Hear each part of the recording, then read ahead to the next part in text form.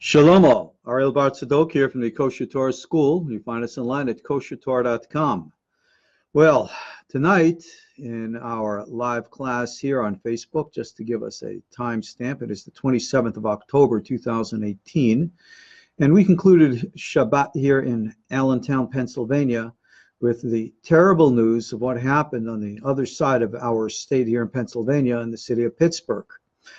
I'm sure by now everybody's heard the story. Everybody knows what happened. There was a crazed gunman who walked into a conservative Jewish synagogue and opened fire with an AR-15 rifle, killing 11 people. Those are the facts. And I made a comment on my Facebook page about those facts that I think we really need to discuss and elaborate here. So, for those of you who don't already know, my views on self-defense have always been very, very black and white and very honest from a Torah point of view, which in my opinion is actually a common sense point of view. Bottom line is, we live in a very dangerous world, and all of the philosophy and all of the psychology and all of the theology is not going to change the reality of things. We can sit and talk about how to debate hate, how to unite against hate. All of this is talk. Talk does not save lives. Self-defense saves lives. This is common sense. I don't know how more blunt I have to be. Now, before I start, let me just share with you something. I myself am an avowed pacifist. And I want to explain what I mean when I say that. Avowed. You know what that word means, right? Like the word vow. In my past, I've been a student of the martial arts literally since I was 11 years old. I know all different forms. I know combat style. It is very easy with the training that I have that literally to take a life with the greatest of ease. I won't discuss matters of my past or anything of the kind, but just to say to you this: our Torah path holds life in the highest esteem. We believe that life is sacred and must be safeguarded and protected. And part of my kosher Torah school teachings is just that. In a sense, I say I vowed because I believe that we must eschew violence in every which way, whatever way possible, with one exception, and that is the safeguarding of the lives of others. So, at the risk of sounding like a Christian, if someone wants to slap me in the cheek, I don't need an eye for an eye, a tooth for a tooth. I don't need to kill them or anything of the kind. That's not important to me. But if you were to strike the cheek, as the proverb states, of anyone else, taking advantage of the innocent, hurting the weak, then the mighty dragon will arise, the roaring lion will awaken, and the mighty tiger will strike. Because that is the way of our Torah. We believe in standing up and defending the weak in every which way and safeguarding life. That is what an avowed pacifist does. It's not one who runs away from a conflict, but one who seeks to resolve conflict. Not with violence, but with, if you will, finality. So therefore, we do live in a violent world, and we have to take that into consideration. Now, our Torah tradition has a very long history of proud pacifism, and at the same time, a very, very strong and proud warrior tradition. Most of you aren't familiar with it. So for me to elaborate within a Torah context would turn our little talk here into an academic discussion, which I do not want it to be. Let me use the example of something that I think we're all very much more familiar with because of the portrayals in the modern media and modern society. I'm sure you're all familiar with the Buddhist temple called Shaolin. Shaolin was a Buddhist temple wherein which they raised monks who in their own way and right were sacred and holy, who avowed pacifism, and yet, as we very well know, are the absolute masters of the hand-to-hand combat systems in the world, from which most other Oriental combat systems came from. How could you have such an absolute dichotomy of such profound, technical, sophisticated violence, and I say that with a question mark, and at the same time, profound enlightenment of the likes of which you would find in the Buddhist sutras, the likes of which you will find equally represented in our Kabbalistic literature? You see, this is not a dichotomy. It is not a dualism. For those of you who are familiar with Kabbalistic teachings, and we speak of the image of the Sefirot, which we say is a pattern of the emanations or attributes that God himself represents within our human experience. And within that context, you're familiar with what we call the right column of the Sefirot, the left column of the Sefirot, and we refer to them by names like Hesed, or mercy, or Gevurah, and severity. And we speak of there being a right column and a left column. And we speak about the absolute importance of them being balanced in harmony. Well, that's exactly what we're talking about right here, right now. The absolute essential to be lovers of peace and at the same time safeguarders of life. There is no contradiction between the two. What is necessary to understand is the underlying common sense to self-defense. This transcends religion. This transcends the political debate here in the United States about the ownership of guns or gun rights. It doesn't matter what your philosophy is. It doesn't matter your political persuasion. I don't care if you are an anti-gun, an extremist anti-gun individual. If some person, God forbid, breaks into your home and wants to harm you or your children, what do? Well, of course, you could sit and dial 911 and wait for the police to have to come. And now, with due respect, the police do not live in your house with you. So what do? Well, you might have to wait for the police to arrive. And in all due respect, the police do an excellent job across this great country. And let's give kudos in most places around the world. I'm going to share with you a couple examples I know from Paris, which I just got back from this week.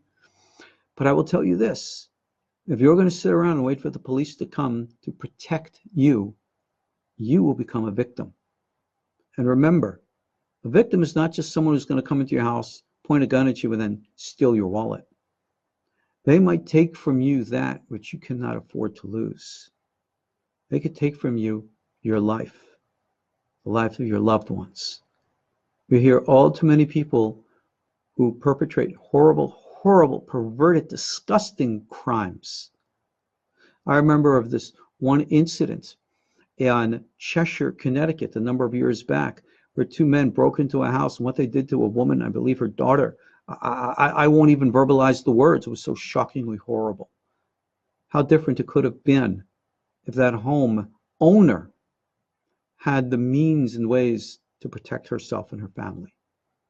And broken lives, shattered hearts are all that we have left. That's what we have in Pittsburgh today.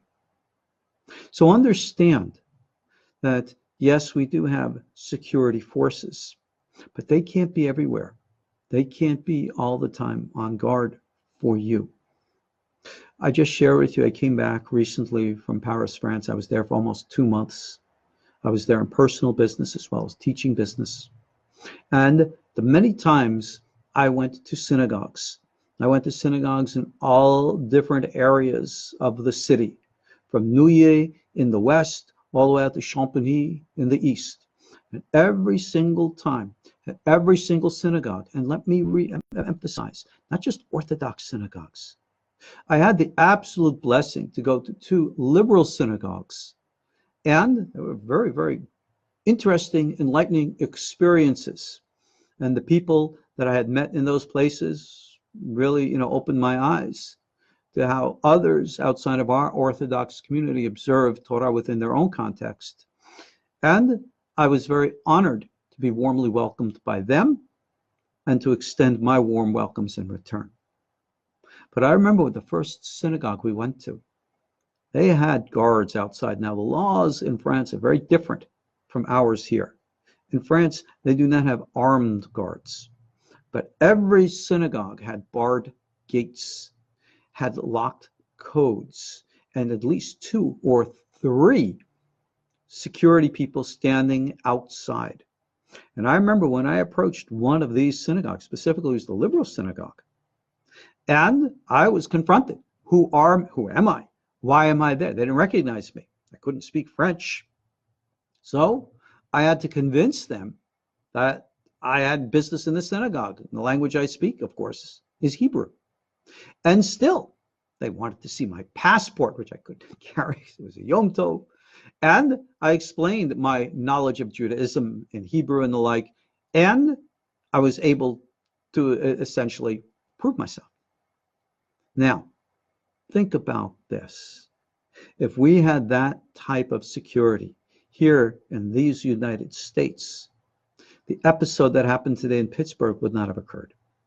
Here in Allentown, Pennsylvania, and in many places around this country, in our Orthodox community, in which we do not have a philosophical conflict with regards to gun ownership, you will find many of the synagogues, well, let me rephrase that, you won't find because you won't see, but nevertheless there are in every synagogue, not paid security guards. We're not hiring some non-Jewish individual at minimum wage to put on some uniform and to carry a gun. No.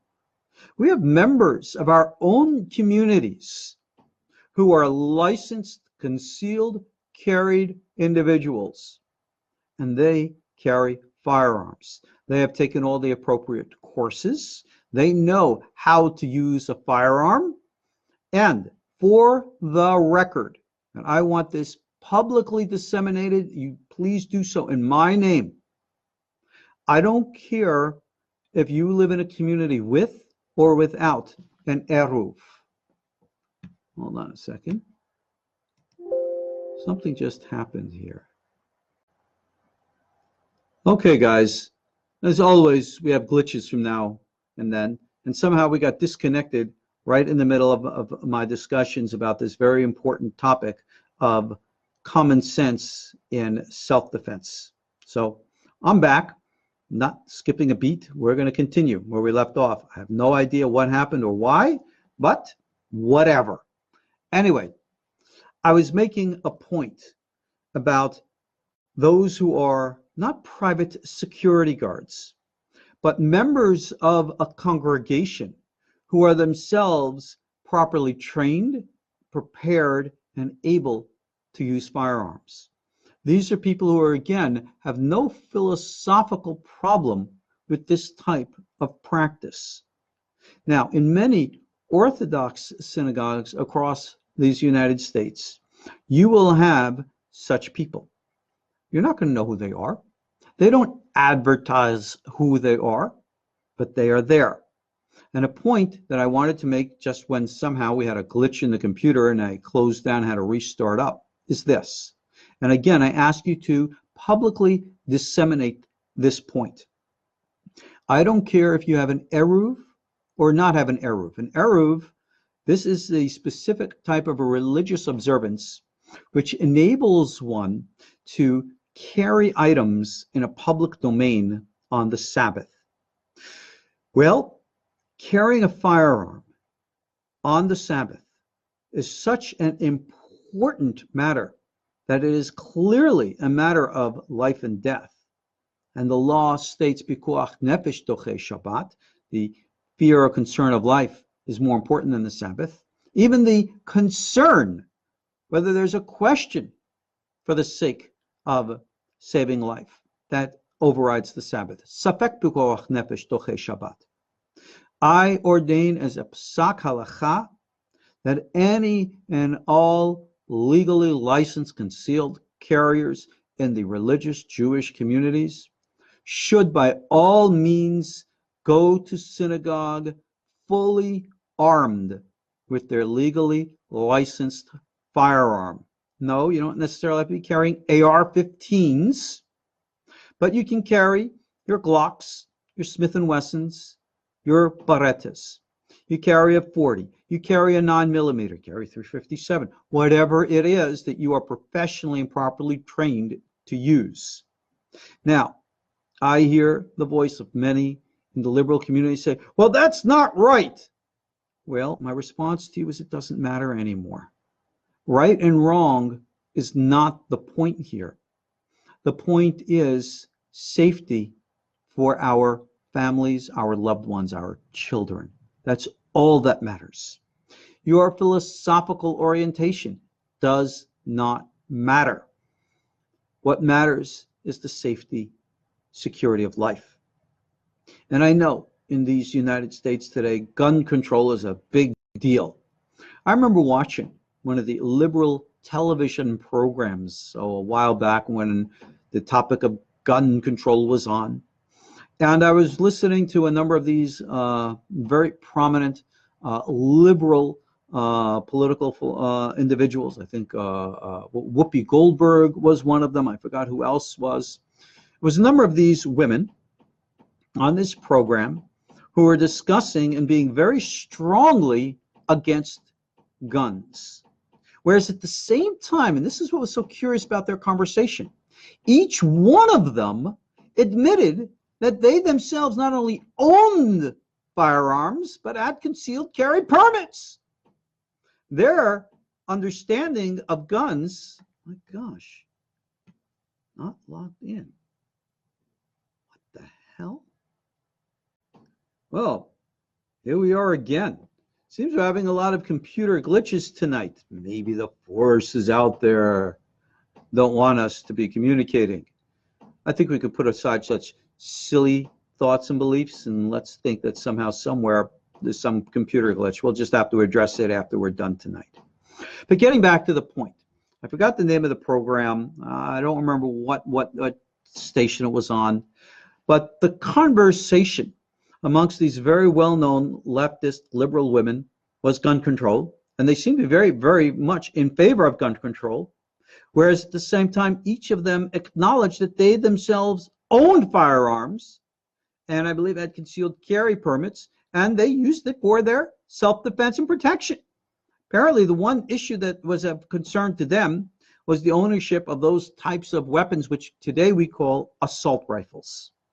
Now, under United States law, the Second Amendment to the U.S. Constitution, we have the right to bear arms.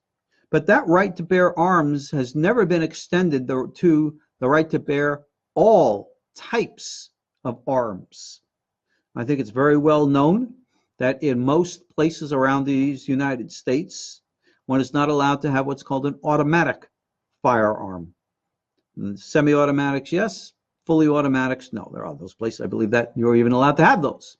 How about owning hand grenades, rocket launchers?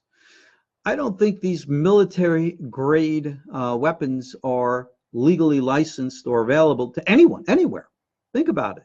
If you were walking down, if you're a legally licensed arms carrier, what are you going to do with a hand grenade? Well, what are you going to do with an AR-15 rifle? You're going to go hunting with it? Well, let me tell you this, all right? I know hunting, all right? You can go hunting with a 30-06, 30-30, even a 50 cal, even a muzzle loader. I don't know anyone who really goes hunting with a semi-automatic AR-15 with a 40-round clip or with 100-round barrel clips. Those are used specifically for self-defense. In my personal opinion, I don't have a problem with anyone having those types of firearms in their possession or ownership, as long as, of course, that the individual is legal, mentally sound, and appropriately responsible. But in our society today, we do hold guns back from the hands of those who are criminals. We do hold back those guns from those who are clearly mentally unstable. But we do not hold back guns from those who are stupid. If you look on the internet today, anti-Semitic propaganda is all over the place. The types of things that Jews are accused of doing, my goodness, jumps from story to story, from fantasy to fantasy. Jews are behind every which problem in the world today. If you're coming down with a cold, somebody will blame the Jews. If you have athlete's foot, somebody's going to blame the Jews. If you have acne, someone's going to blame the Jews. Right? Go down whatever stupid, dumb story that there is, somebody always blames the Jews. And I'm sure if you look at other stories, someone's going to blame this group or that group. Many of you might remember here in the United States that a few years back we had another tragedy very similar to this one, where someone attacked a church and murdered members in their church. All I can tell you again, over and over again, these things would not happen if you had concerned, devoted members of the congregation who are properly trained and prepared, legal firearm owners. Because, good Lord, if you see someone with an AR-15 approaching your building, I don't know about you, but if I saw somebody with an AR-15 walking down my street or heading in my direction, I would take whatever legally owned firearms or weapons that are in my possession, and I would be ready at the door. And if that person showed up at the door, the last thing in the world I would have it is A, open, or B, answer. I'd have him covered. And I'd say, put your weapon down. And if he went for that weapon, well, I hate to have to admit it, but I have family to protect. I would pull the trigger. And I wouldn't be aiming at a leg. I would be making sure that that person is not going to remain a threat. I would hate to have to do something like that. It's a terrible thing to have to confess and to admit. But it's something that might, under the circumstances, be necessary. And something I think you need to consider. Because you could say, well, call the police. Well, that's true.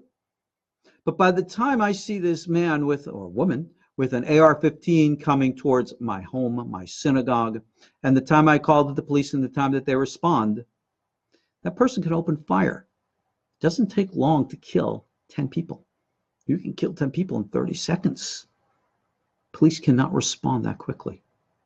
But if you have armed people, not paid security guards, but members of the community who are aware of these types of threats, and you would see somebody coming in, the response is immediate. You wouldn't even be able to lift up the rifle, the barrel, and the threat would be over. It would equally be a traumatic experience, God forbid, to have to take a life under such circumstances, but nevertheless, the innocent lives would be saved. And the lives of the crazy one who believes all this online propaganda and nonsense to the point that it's driven them to insane violence. Well, if a person makes those choices, then those are the choices they have to live with. So please understand my point of view. I do not believe in violence, and I most certainly do not condone violence. But I also acknowledge the reality of our circumstances in this world. And you're not going to make it go away with all of your discussions and dialogues and vigils and protests. Hate is not intellectually challenged. Hate is a clouding of the intellect and the rousing passion of the emotions. You cannot address the emotion of hate with intellectual dialogue. It just doesn't work. World War II, the world was faced with the hate movement of National Socialism emanating from Germany, the Nazis. They did not just hate the Jews. They wanted to conquer the world. And all the debate and all the dialogue, as Mr. Prime Minister Chamberlain of Britain proved, was unsuccessful. Mr. Chamberlain came home with that piece of paper worth nothing more than the toilet paper. Peace in our time. We saw how the Nazis laughed at him. We are dealing today with that same ghost. And the only way we defeated the evil of Nazism It was with a world war, the sacrifice of hundreds of thousands of men and women who had to fight and die to destroy that evil. And that evil is resurrected and thriving in our midst. You will notice that this gunman today in Pittsburgh was not an Arab. He was not motivated by the religious zeal of Islam. He was probably brainwashed with hate from what he saw on the public internet. So what should we do? Close down the internet? You're going to say, let's close down all the websites of hate. No, there are also people who believe because the Bible teaches that homosexuality is prohibited, that's a form of hate speech, and they want to equally outlaw the Bible. Be very careful whenever you want to challenge, if you will, the freedom of expression, which is in the United States here, our constitutionally protected right, First Amendment. Yet, hate speech is a crime. Hate actions is a crime. But what difference does it make? This individual murdered 11 human beings. What kind of penalty can we possibly impose? Good Lord, 4 times now we've gone out. All right, back again. This is the 4th time I've been kicked out and rebooting back into this class. I have no idea what's going on because this has never ever happened before. But anyway, what I can do is proceed. Think about this. This individual now murdered 11 human beings. What kind of penalty can we possibly impose upon this individual that gives justice, or the more so vengeance?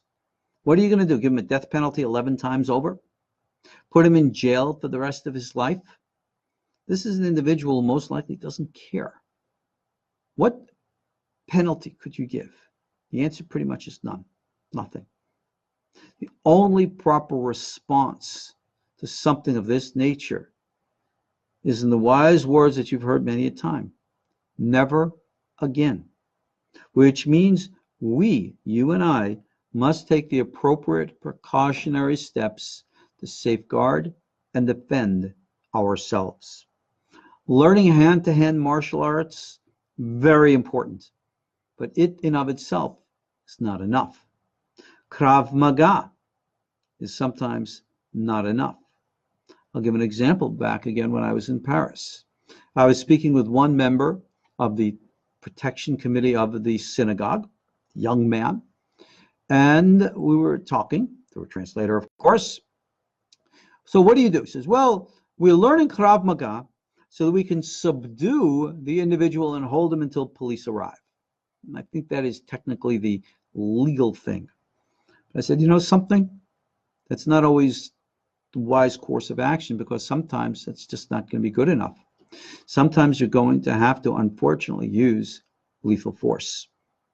If you are living in a country or an area in which gun laws are not liberal enough to allow you carry, for example, maybe in New York, especially in New York City, I know the gun laws there are, I don't know what word I can describe, so fundamentally in opposition to the Second Amendment of the United States, and no one seems to be challenging them. So it might be more difficult in a synagogue in New York than it would be like a place here in Pennsylvania. But nevertheless, if you are living in a place in which, again, legal concealed carry is available, possible, I cannot encourage you enough. Please do not hide behind the facade, that's the lie, of thinking that some paid security guard is going to chase away an emotionally deranged individual. Right? For $10 an hour, if I see some guy coming with a gun, I'm not going to open fire and endanger my life. I don't think any security guard would either. So there is not the proper motivation. To call the police, you might not have the time, right? Especially if you're religious, you might not have access to a telephone, cell phone on the Sabbath. So therefore, your only course of action, like the words of wise Hillel, Im ein anili mili. If I don't stand up for myself, who can? Who will? So in that respect, bottom line, final responsibility is on our own shoulders. We have to defend and protect ourselves.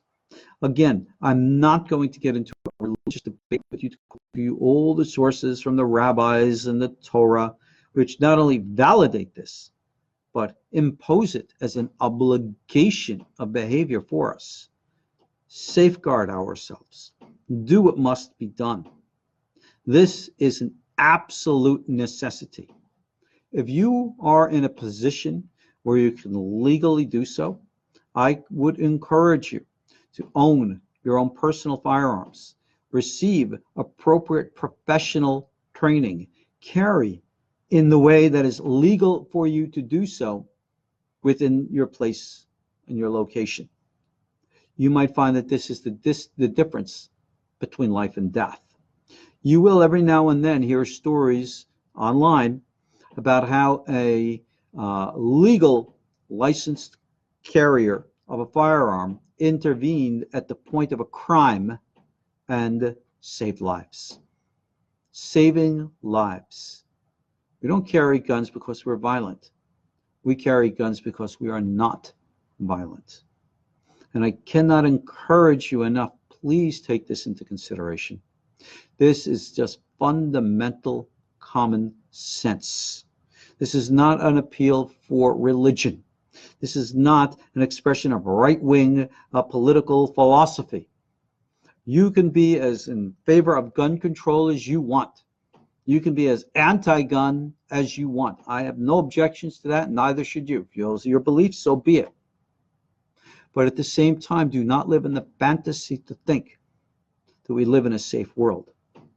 Do not live in the fantasy world to think nothing bad could happen to me. I trust in God or whatever. No, you must take necessary steps. If that had only been the case in Pittsburgh today, right? Our synagogue right here in Pennsylvania has appropriate security that you would never know. That would never happen in our synagogue here.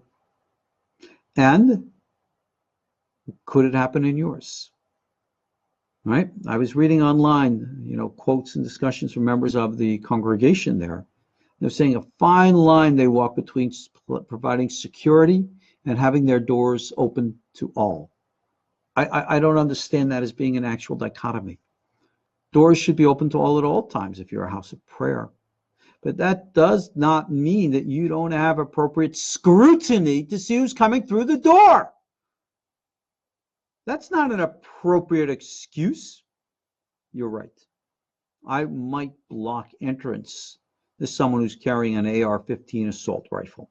I might have my questions about such behavior and might not be so willingly able or willingly desirous to allow someone like carrying a fire, assault rifle to come into my synagogue. I don't care if he's wearing a talit and tefillin on a weekday, right? We've known Arab terrorists who've dressed up as Jews. No. But licensed professional carriers should be in absolutely every house of worship, Jewish or Christian, or for that matter, let's extend it to houses of Islamic worship as well.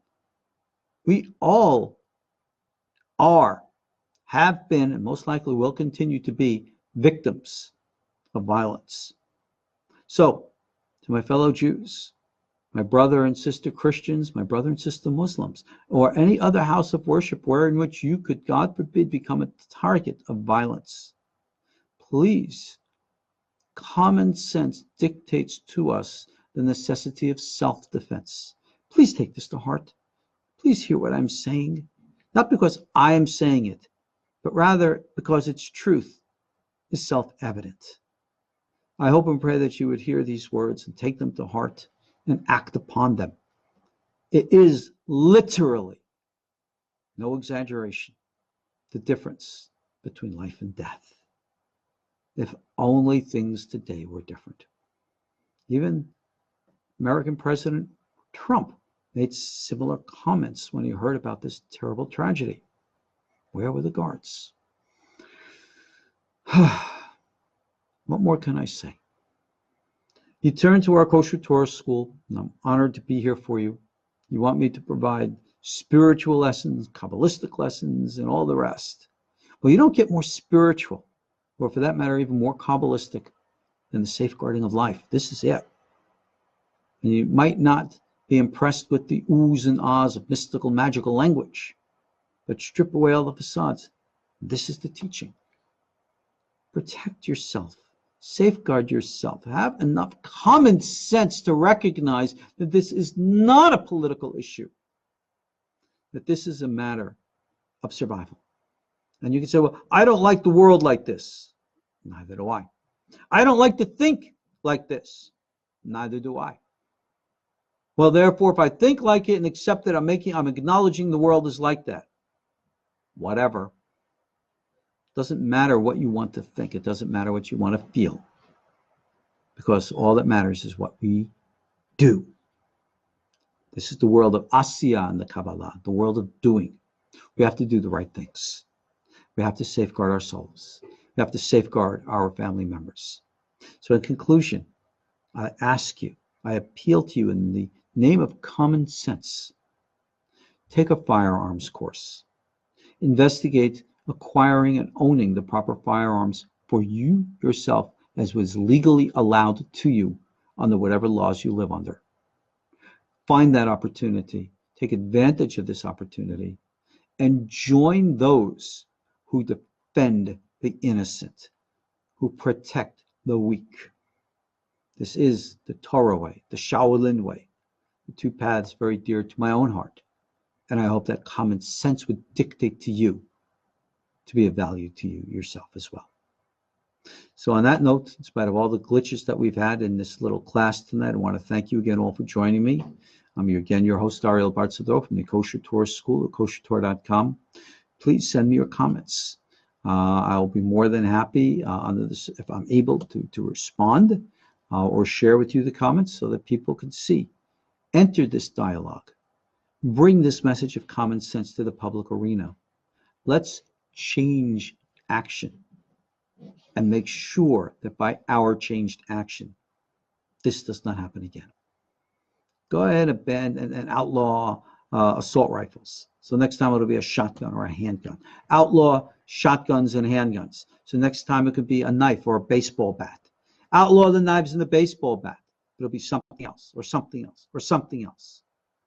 Hate grabs onto anything it can to use as a weapon for violence. We have to be prepared to protect ourselves. Thank you again for joining me. I'm your host, Ariel Tzadok from the Kosher Torah School. I'll see you all soon online at KosherTorah.com, our YouTube channel, here on Facebook. We'll be in touch. God's blessings. Good night. Shalom.